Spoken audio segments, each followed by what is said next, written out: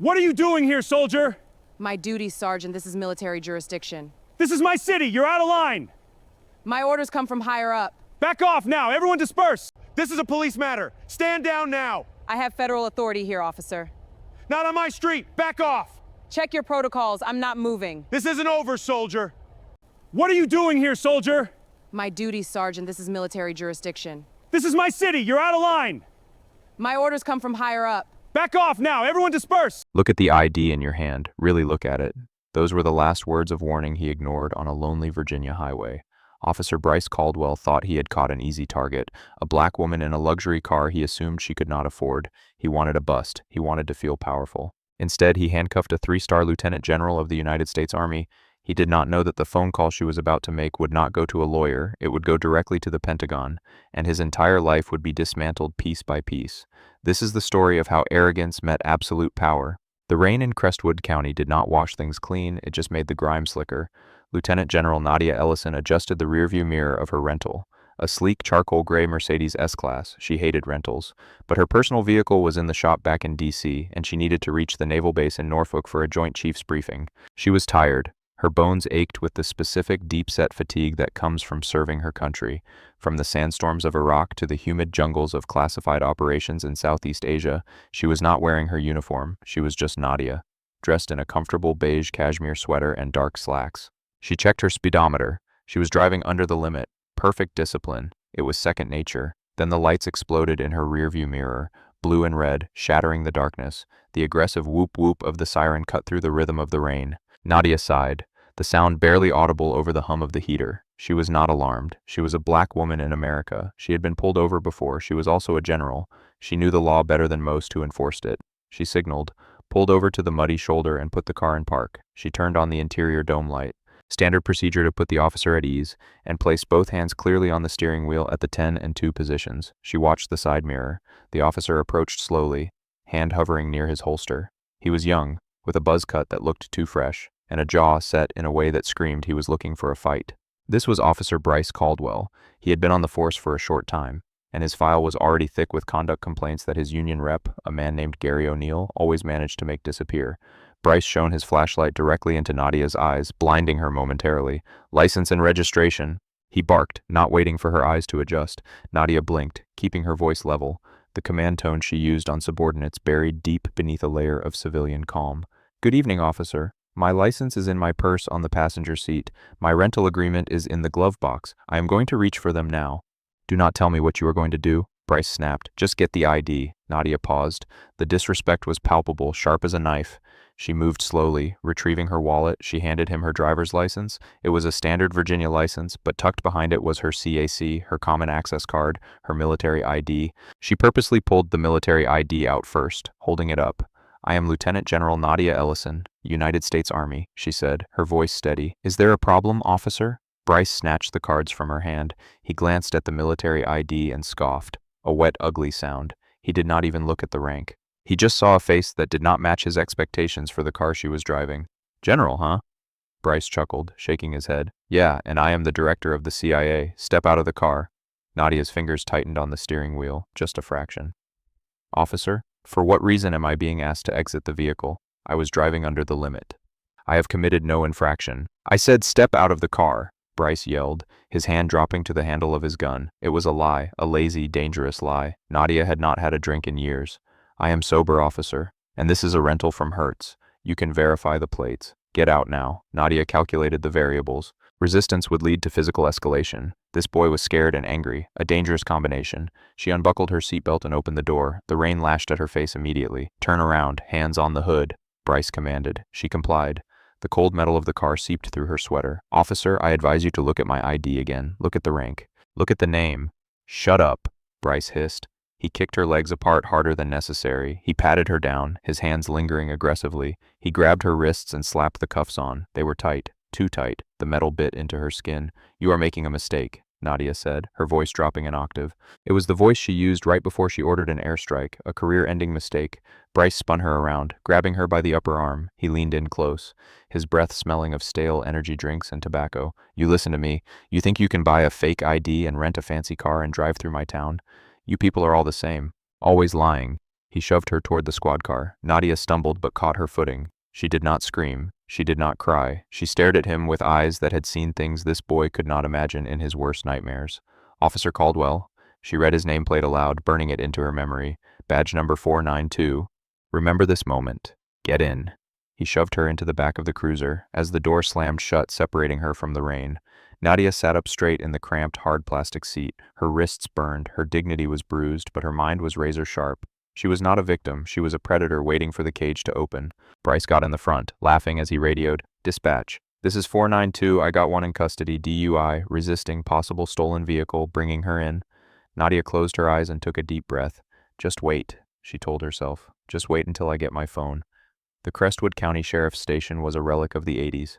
Fluorescent lights that hummed with a headache-inducing buzz, linoleum floors scuffed by decades of boots, and the pervading smell of ammonia and despair. Bryce marched Nadia through the booking area like a trophy hunter dragging a prize. He pushed her toward the intake desk, where Sergeant Donovan Reynolds, a man with a thick mustache, and eyes that had seen too much boredom, looked up from a crossword puzzle. "What you got, Bryce?" Donovan asked, not even looking at Nadia. "DUI, resisting, and get this." Bryce tossed Nadia's wallet onto the counter. She tried to pass off some fake military ID, said she was a general. Donovan snorted. "A general? Her?" He finally looked at Nadia. He saw a middle-aged black woman with wet hair and a dirty sweater. He did not see the posture. He did not see the fire. "Name?" Donovan asked, picking up a pen. "Lieutenant General Nadia Ellison," she said clearly, "and I am demanding my phone call immediately." "She is drunk, Sarge," Bryce said, leaning against the counter, looking smug. Smelled it on her breath. "I demand a breathalyzer," Nadia countered instantly. "Right now, test me." Bryce stiffened. "Machine is broken, sweetheart. You will wait for the blood draw." "Then I want my phone call," Nadia said. "Under Virginia law, I am entitled to communicate with counsel or family." Donovan sighed. He looked at Bryce. "Book her, print her, then let her make her call so she shuts up." The process was humiliating. They took her fingerprints. They took her mugshot. Bryce made a show of wiping the ink off her fingers with a rough paper towel. He shoved her into a holding cell, a small concrete box with a metal bench and a toilet in the corner. "Here is your phone," Bryce said, unlocking her handcuffs through the bars, but keeping the door locked. He slid her cell phone through the slot. "You got 5 minutes. Call your bail bondsman. You are going to need him." He walked away, laughing with another deputy down the hall. Nadia rubbed her wrists. There were red welts where the metal had dug in. She picked up her phone. Her fingers did not tremble. She did not scroll through her contacts to find a local criminal defense attorney. She did not call her husband. She opened her Secure Contacts app. She scrolled past senators, past diplomats, and tapped a number saved simply as the chairman. It rang once. "This is a secure line. Identify." A gruff voice answered. It was not a secretary. It was General Marcus Sterling, the chairman of the Joint Chiefs of Staff. "Marcus," Nadia said. Her voice cracked just for a second before she locked it down. "It is Nadia." There was a pause. The tone on the other end shifted from bureaucratic to alert. "Nadia, you are supposed to be in Norfolk." "Why are you whispering? What is wrong? I have been arrested, Marcus." "Excuse me." The voice was dangerously quiet. "Say that again." "I was pulled over in Crestwood County. Officer Bryce Caldwell, badge 492. He profiled me, claimed I was drunk, claimed my car was stolen. He ignored my CAC. He cuffed me. He roughed me up. Are you injured?" "Superficial. My wrists." "But Marcus," Nadia looked through the bars at the dirty station. "He called my ID fake. He laughed at the rank.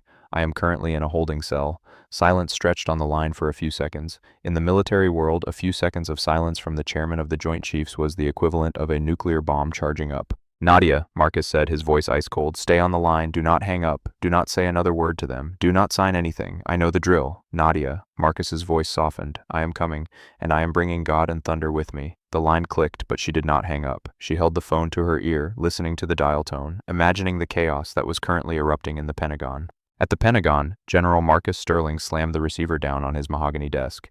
He hit the intercom button. "Get me the Judge Advocate General, get me the FBI liaison, and get me the commander of the Virginia State Police on the line. Now." "Sir," his aide stammered, "I do not care if it is the apocalypse. A 3-star general is in a drunk tank in some backwater county because of a racist cop. Wake everyone up and tell the MPs at Quantico to fuel up 2 choppers. I want boots on the ground in Crestwood in minutes." Back in the cell, Nadia sat on the metal bench. She closed her eyes and began to meditate. She heard Bryce's heavy boots approaching. He stopped in front of the bars holding a cup of coffee. He smirked at her. "Make your call. Mama coming to get you." Nadia opened her eyes. She looked at him with a pity that unsettled him. "You have no idea what you have done, son," she whispered. Yeah, save it for the judge." Bryce turned to leave. Suddenly, the phone on Sergeant Donovan's desk at the front rang. It was a loud, jarring ring. Donovan picked it up. "Crestwood Sheriff's." He listened for a moment. and all the color drained from his face, leaving him looking like wet dough. The Pentagon? Who is this? Donovan stammered. He listened for a moment. Yes, sir. Yes, sir. I understand. She is here. No, sir. I will. Donovan hung up the phone as if it were made of molten lava. He looked at Bryce with wide, terrified eyes. Bryce? Donovan whispered, his voice trembling. What did you do? What? Who was that? Bryce asked, annoyed. That was the office of the chairman of the Joint Chiefs. Donovan swallowed hard. They said you have a high-value U.S. military asset in custody illegally. They said we are to secure the prisoner and stand down immediately. Asset? Bryce laughed nervously. Sarge, it is just a drunk woman. Then why? Donovan pointed a shaking finger at the glass front doors of the station. Is the governor calling me on the other line? Before Bryce could answer, the outside lit up. Not with the soft glow of streetlights, but with the blinding, rhythmic searchlights of helicopters. The sound of rotors beat the air, shaking the dust from the ceiling tiles. Nadia stood up in her cell. She smoothed her sweater. She walked to the bars and gripped them. Officer Caldwell, she called out, her voice cutting through the noise of the approaching storm. I believe my ride is here. The sound was not just noise. It was physical pressure. The air inside the Crestwood County Sheriff's Station vibrated, rattling the ancient Venetian blinds against the windows and shaking the dust from the fluorescent light fixtures. Officer Bryce Caldwell looked at the ceiling, his mouth slightly open, the styrofoam cup of coffee trembling in his hand. He had heard police choppers before, the frantic, buzzing sound of a chase. This was different. This was the deep, thrumming heartbeat of heavy military transport. What is that? Bryce yelled over the roar, looking at the desk sergeant. Donovan did not answer. He was staring at the glass front doors. Through the rain-slicked glass, the parking lot had turned into day. Blinding white spotlights cut through the storm, illuminating the pathetic rows of sheriff's cruisers. The wind generated by the rotors was so intense that the heavy station doors rattled in their frames. Then the lights went out inside the station. Darkness swallowed the room, save for the emergency exit signs casting a sickly red glow and the brilliant, piercing beams from outside slicing through the windows. Power is cut, Donovan whispered, his voice trembling. They cut the grid. Who? Who is doing this? Bryce reached for his radio. Dispatch, we have a situation at the station. Silence. Donovan hissed, slamming his hand on the desk. Put the radio down, you idiot. Look, the front doors did not just open, they were breached. 4 figures in full tactical gear, black uniforms, helmets, night vision goggles, flipped up, moved into the room with the fluidity of water and the hardness of steel. They did not scream. They did not shout, police. They moved in silence, their boots making no sound on the linoleum. On their chests, in bold yellow letters, FBI HRT, Hostage Rescue Team. Behind them, soldiers in standard Army OCP camouflage flooded the vestibule, rifles at the low ready.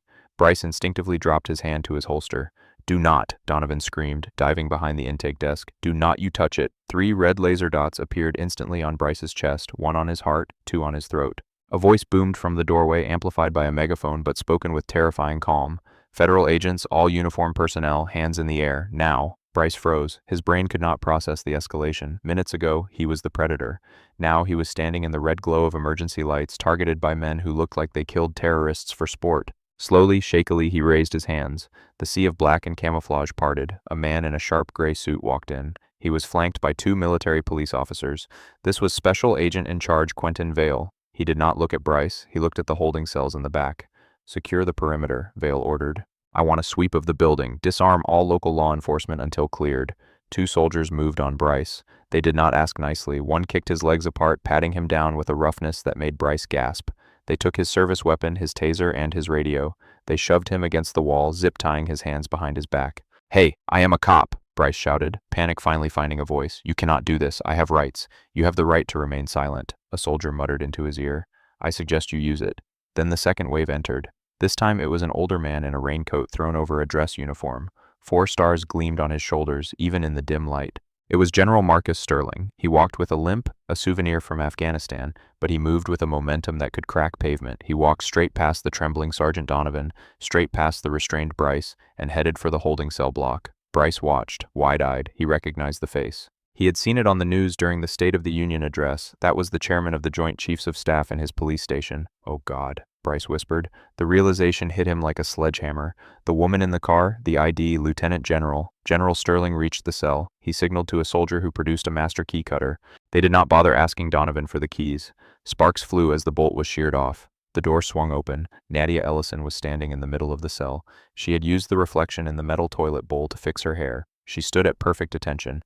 Sterling stepped inside. The 2 generals looked at each other. The silence in the station was absolute. Every FBI agent, every soldier, every terrified deputy held their breath. Sterling did not hug her. That was not their way. He slowly raised his hand and rendered a slow, crisp salute. General Ellison, Sterling said, his voice thick with emotion but steady as a rock. Nadia returned the salute, her movement sharp despite her bruised wrists. General Sterling, status? Minor contusions on the wrists, dignity slightly scuffed, ready for extraction, sir. Sterling lowered his hand, his eyes scanning her wrists, seeing the red, angry marks left by the handcuffs. His jaw tightened until a muscle feathered in his cheek jumped. He turned around, stepping out of the cell, and Nadia followed him. The entire room seemed to shrink as Nadia stepped into the main booking area. She was not the wet, tired woman in the sweater anymore. Surrounded by her peers, backed by the might of the Pentagon, she was a titan. She walked up to Bryce. He was pressed against the wall, zip-tied, sweating profusely. He could not meet her eyes. He looked at the floor, at her muddy shoes. "Look at me," Nadia said. It was not a shout. It was a command. Bryce looked up. He saw no anger in her eyes. He saw something worse, absolute indifference. He was a bug she had scraped off her windshield. "Badge 492, she said softly. "I told you to remember the moment." I did not know," Bryce stammered, his voice cracking. "You did not look like, the car I did not look like a general," Nadia finished for him. "Tell me, Officer Caldwell, what does a general look like? Do they look like white men? Do they look like people who do not drive rentals?" "I was just doing my job," Bryce whined, falling back on the only defense he knew. "I smelled alcohol. We will see about that." Special Agent Vale stepped in. "We have a mobile medical unit outside. We are going to draw the general's blood right now to prove her sobriety, and then we are going to draw yours." Bryce paled. "Mine? Why mine?" "To test for steroids, narcotics, and whatever else might explain why you hallucinated the smell of bourbon on a sober officer," Vale said smoothly. "Get him out of my sight." Two MPs grabbed Bryce by the arms and dragged him toward a side room. As he was being hauled away, kicking and shouting for his union rep, Nadia turned to Sergeant Donovan. Donovan was shaking so hard his teeth were chattering. "Ma'am General, I just booked you." "I did not." "You sat there," Nadia said, her voice cutting. "You watched him escalate. You heard me identify myself. You saw the ID and you chose to do a crossword puzzle rather than your duty. You are just as guilty." "Secure him too," Sterling ordered. "Obstruction of justice, conspiracy to deprive civil rights."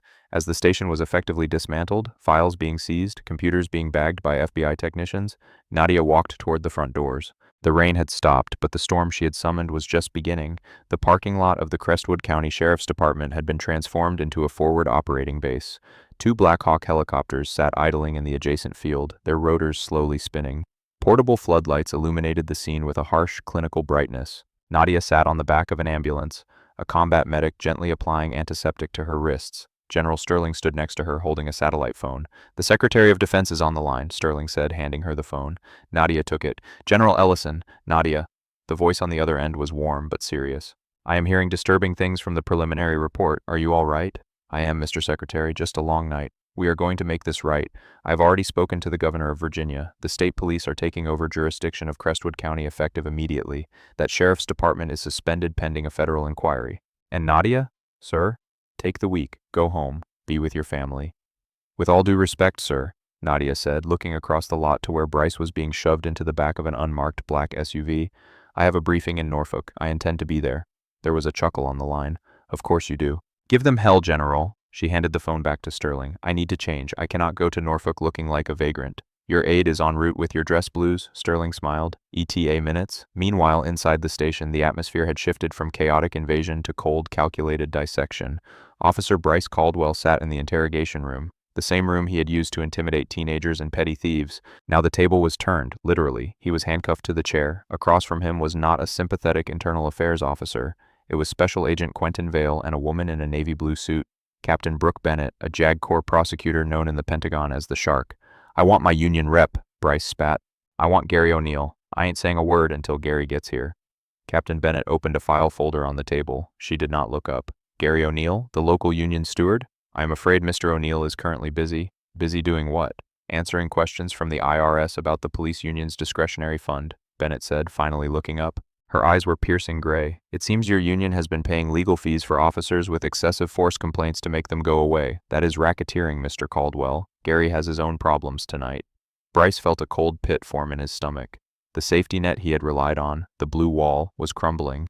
"Look," Bryce tried a different tactic. His voice softened, became wheedling. "It was dark. It was raining.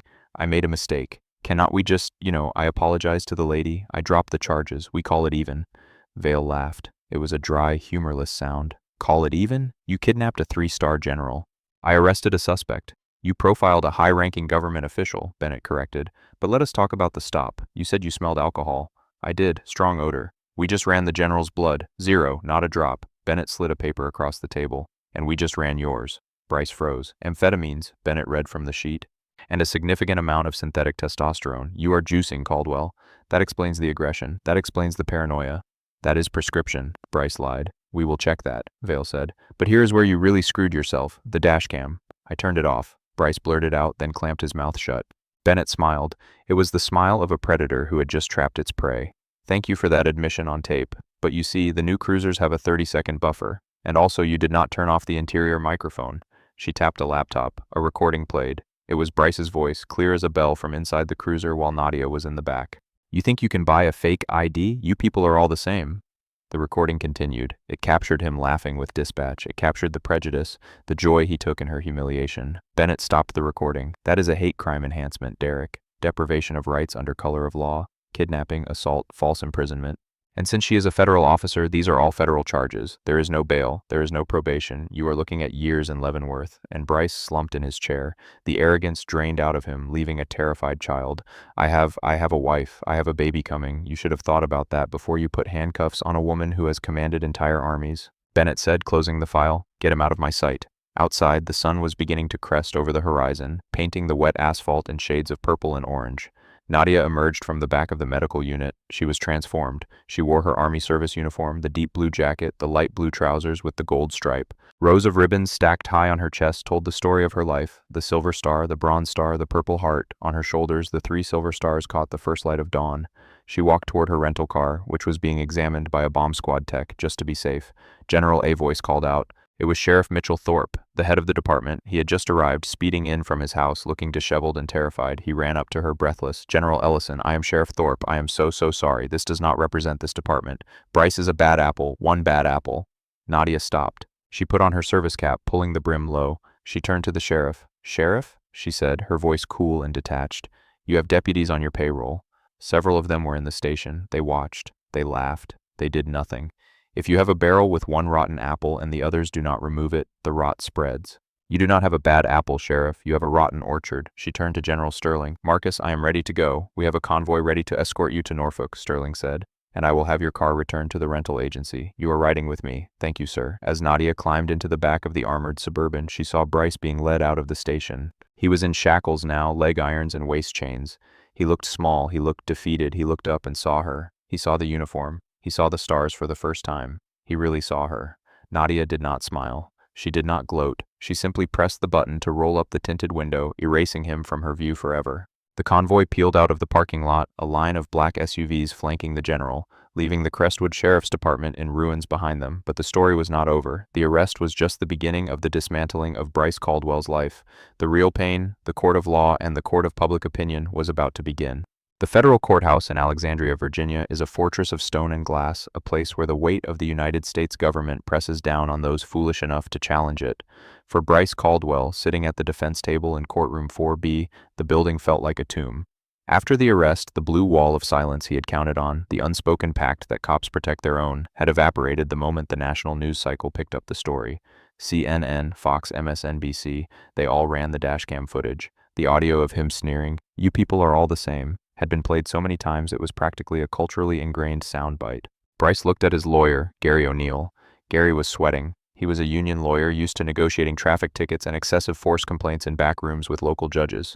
He was not ready for federal court. He was not ready for the United States Attorney's Office. Across the aisle sat the prosecution. Leading the charge was Assistant U.S. Attorney Lydia Graves. She was a legend in the Eastern District. She did not lose.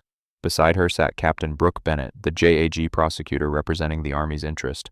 They looked relaxed, flipping through binders thick with evidence. Rise, the bailiff boomed.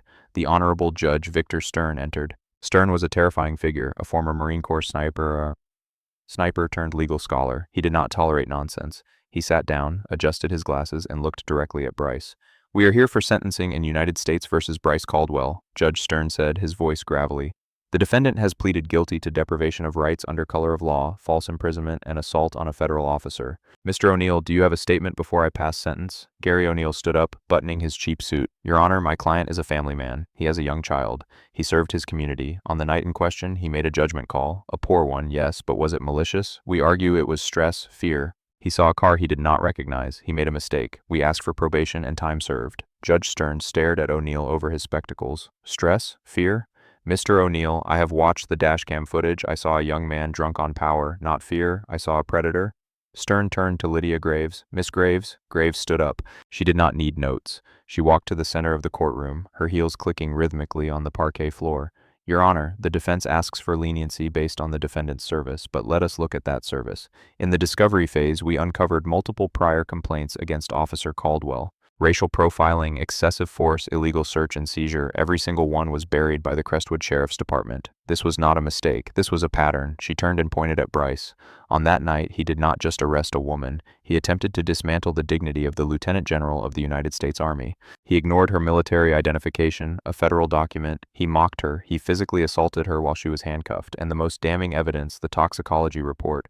Officer Caldwell had enough synthetic testosterone and amphetamines in his system to kill a horse. He was a walking chemical weapon with a badge. Bryce flinched. The toxicology report had been the nail in the coffin. He had tried to claim it was a workout supplement, but the lab results were undeniable. The government asks for the maximum sentence, Graves concluded, to send a message that a badge is a shield for the public, not a sword for the bully. Judge Stern nodded. He looked at Bryce. Defendant, stand up. Bryce stood. His legs felt like jelly. He looked back at the gallery. It was packed. His wife Lauren was there holding their baby. She looked exhausted, her eyes red from crying. Behind her sat General Nadia Ellison.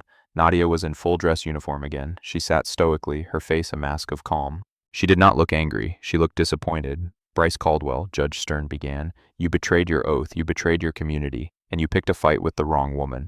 But this is not about General Ellison's rank. It is about the fact that if she had been a civilian, a nurse, a teacher, you would have gotten away with it. And that is what I cannot abide. Stern picked up his gavel. I sentence you to years in a federal correctional institution. Following your release, you will be subject to years of supervised probation. You are stripped of your pension. You are permanently barred from serving in law enforcement or security in any capacity within the United States. Years? Bryce gasped. O'Neill slumped in his chair. And Mr. Caldwell, Stern added, I am recommending you serve your time at FCI Cumberland. It is a medium security facility. I imagine you will find the population there enlightening regarding your views on authority. The gavel banged. It sounded like a gunshot. Remand the prisoner immediately. 2 U.S. Marshals moved in. They did not be gentle. They grabbed Bryce by the arms, spinning him around. He looked back at his wife. Lauren, he screamed. Lauren, call Gary. Appeal it. Lauren did not move. She did not stand up. She looked at him, then looked down at the baby. She did not wave. As they dragged him out the side door, Bryce caught one last glimpse of Nadia Ellison. She stood up, smoothed her jacket, and walked out the back of the courtroom without a backward glance. She had already moved on. He was the past. If the courtroom was the fire, the aftermath was the slow, agonizing burn of the ashes. Bryce Caldwell spent his first night in federal holding, but the real punishment began outside the prison walls. The hard karma was not just about jail time, it was about the total erasure of the life he thought he deserved. Weeks after sentencing, while Bryce was being processed into the general population at FCY Cumberland, his wife Lauren sat in the office of a divorce attorney named Robert Caldwell. Caldwell was expensive, but Lauren's parents had put up the money. They had never liked Bryce. They called him arrogant. Now they called him a felon.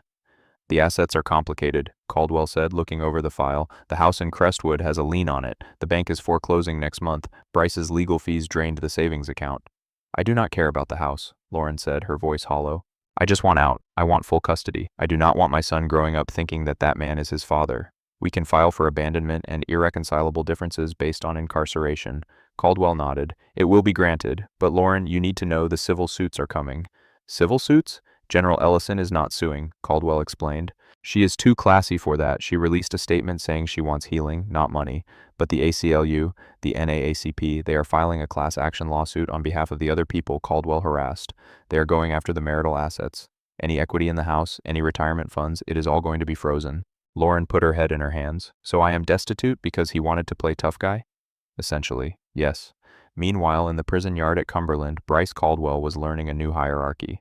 In here, a badge meant nothing. In fact, it was a target. He was in protective custody, PC, separated from the general population for his own safety. PC was a polite term for solitary confinement with an hour of yard time in a cage. He was alone. He tried to call Lauren. The number was disconnected. He tried to call his parents. His father, a retired factory worker who believed in backing the blue no matter what, picked up. Dad, Bryce choked out. Dad, it is me. Do not call here, Bryce, his father said. The voice was unrecognizable, old and broken. Dad, I need money for the commissary. You need to shut up, his father snapped. Do you know they spray painted our house? Racist scum on the garage door. Your mother cannot go to the grocery store without people spitting on the sidewalk. You ruined us, Bryce. You shamed this family. I was doing my job, Bryce screamed, the old lie rising to the surface. You were a bully, his father shouted back, and now you are paying the price. Do not call again. The line went dead. Bryce sat on his bunk, staring at the gray concrete wall. He had lost his freedom. He had lost his wife. He had lost his son. He had lost his parents. But the final twist of the knife came from the most unexpected place. The Crestwood Sheriff's Department itself. A month into his sentence, a guard slid a letter under his door. It was on official department letterhead. Bryce tore it open, hoping for a glimmer of support from his old buddies. Maybe a collection fund, maybe a letter from Gary O'Neill saying they were fighting for him. It was a notification of a lawsuit, the County of Crestwood versus Bryce Caldwell. The county was suing him personally because his actions were deemed outside the scope of employment due to the drug use and malice. The county's insurance policy would not cover the settlements for the other victims. The county was coming after him for millions in damages they had to pay out to the victims of his previous stops. He would be in debt for the rest of his life. Even when he got out, every paycheck he ever earned would be garnished. He would never own a car, never own a home, never have a credit card. He was in his 20s and his life was effectively over. Back in D.C., General Nadia Ellison sat in her office at the Pentagon. The walls were lined with maps and strategic assessments. Her aide, a young captain named Derek Sterling, knocked on the door. General, the briefing for the Joint Chiefs is ready. Thank you, Derek. Nadia stood up. Ma'am, Derek hesitated. I saw the news about Caldwell. His wife filed for divorce. The county is suing him. It sounds brutal. Nadia walked to the window, looking out over the Potomac River. The sun was shining. Karma is not a revenge system, Captain, she said softly. It is a mirror. It reflects exactly what you put in front of it. Officer Caldwell spent years planting seeds of hate and arrogance. He is simply harvesting his crop. She turned back to her desk, picked up her briefing binder, and smiled a genuine, warm smile. Now let us go. We have a country to defend. As she walked down the hallway, the sound of her boots on the marble floor was strong, steady, and rhythmic. It was the sound of progress. The sound of a world that sometimes, just sometimes, actually got it right. Time had passed since the night the rain fell on Crestwood County. Time is a long time in the world outside, but inside the gray walls of FCI Cumberland, time did not pass. It dripped slow and agonizing like a leaking faucet in the dark. Inmate number whatever, formerly known as Officer Bryce Caldwell, pushed a mop bucket across the cafeteria floor. The industrial cleaner smelled like lemon and bleach, a scent that now made him nauseous. He was not the cocky young man who had sneered at a general. He was thinner, his hairline receding, his eyes darting nervously. In prison, a former cop, especially one whose face had been plastered on every TV screen in America, was a target. He lived in the protective custody unit, isolated from the general population, surrounded by snitches, disgraced politicians, and other vulnerable inmates. It was a lonely, paranoid existence. Caldwell, move it. A guard shouted. Bryce flinched. The guard was younger than him. He wore the same uniform Bryce used to wear with such pride. But this guard did not see a brother in blue. He saw an inmate, a number, a chore. Bryce dipped the mop. His hands were rough, calloused, not from holding a steering wheel or a gun, but from scrubbing floors for pennies an hour. Later that afternoon, during his allotted recreation in the small, caged outdoor area, Bryce was summoned to the case manager's office. He walked in, hope flaring in his chest. Maybe his appeal had gone through. Maybe the sentence reduction for good behavior had been approved. His public defender, a tired woman named Tara Jenkins, was on the video monitor. She did not look happy. Mr. Caldwell, she said, shuffling papers, I have news regarding your motion for early release. Did Judge Stern approve it? Bryce asked, leaning forward. I have been a model inmate. I have kept my head down. Denied, Jenkins said flatly. The judge cited lack of remorse and the severity of the initial civil rights violation. You are serving the full sentence, Caldwell. Bryce slumped back. More time to go. He would be older when he got out. But that is not all, Jenkins continued. The civil judgment from the class action lawsuit has been finalized. The court has garnished your commissary account. Anything over a few dollars a month goes directly to the victim's restitution fund. A few dollars? Bryce's voice rose. I cannot live on that. Toothpaste costs. You are not, Jenkins said, her voice softening with a pity that felt worse than anger. Your ex-wife's lawyer contacted me. Lauren has successfully petitioned for a complete termination of parental rights. She is remarried, a dentist in Richmond. He is adopting your son. His name is going to be changed. The room spun. The air seemed to be sucked out of the tiny office. His son, his legacy, gone. She cannot do that, Bryce whispered. She can? And she did. The court ruled that your continued association would be detrimental to the child's emotional well-being given the public notoriety of your hate crime. The screen went black. The meeting was over. Bryce walked back to his cell in a daze. He sat on his bunk staring at the blank concrete wall. He had nothing. No money, no family, no name.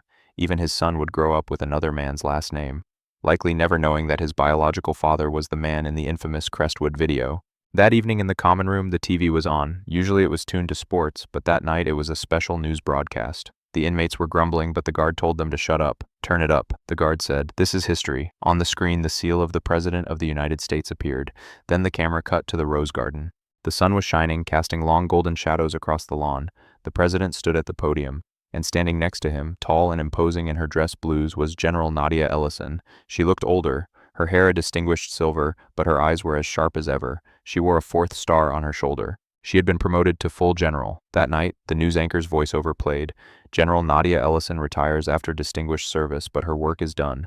The President has just announced her appointment as the new Secretary of Homeland Security." The camera zoomed in on Nadia's face. She did not look like a victim. She looked like a conqueror. In her acceptance speech, the anchor continued. General Ellison spoke about the need for integrity in uniform. The scene cut to Nadia speaking. Her voice filled the prison common room, clear and commanding. "True power," Nadia said, looking directly into the camera, "is not the ability to force others to your will. It is the strength to serve them with dignity. When we forget that, when we use the badge or the uniform as a weapon of ego, we do not just fail our country, we fail ourselves. Justice is a long road, but it always arrives." Bryce stared at the screen. For a split second, it felt like she was looking right at him. Not with anger, not with hate, but with the same indifference she had shown him in the parking lot. She had moved on to the White House. He was rotting in a cage. The other inmates laughed. "That is a real boss right there," one of them said. "She owns the room." Bryce stood up. He could not watch it. He walked back to his cell, the sound of her applause following him down the hallway. He lay on his bunk and closed his eyes, but the image of her 4 stars burned behind his eyelids. He realized then that the prison was not his punishment. The memory was. He would spend the rest of his life remembering the moment he tapped on her window and thought he was the powerful one. He would replay it every night for the rest of his sentence. And miles away, in a car that was definitely not a rental, Secretary Nadia Ellison watched the DC skyline drift by. She closed her eyes, took a deep breath, and let it out. The rain had stopped a long time ago. The storm was over, and she was finally, truly home. That is the story of General Nadia Ellison, and the night arrogance met its match. It is a powerful reminder that no matter how much authority someone thinks they have, true power lies in integrity, patience, and the unshakable knowledge of who you are. Officer Caldwell thought a badge gave him the right to judge, but he learned the hard way that justice is blind to ego but sees everything else. Caldwell lost his career, his freedom, and his family, not because he made a mistake, but because he refused to see the humanity in the person across from him. General Ellison did not need to scream or fight. She simply let the weight of the truth crush the lies. In a world where we often see power abused, stories like this remind us that character is the ultimate rank. If you enjoyed this story of justice served cold, please hit that like button. It really helps the channel. Share this video with someone who needs a reminder that karma is real.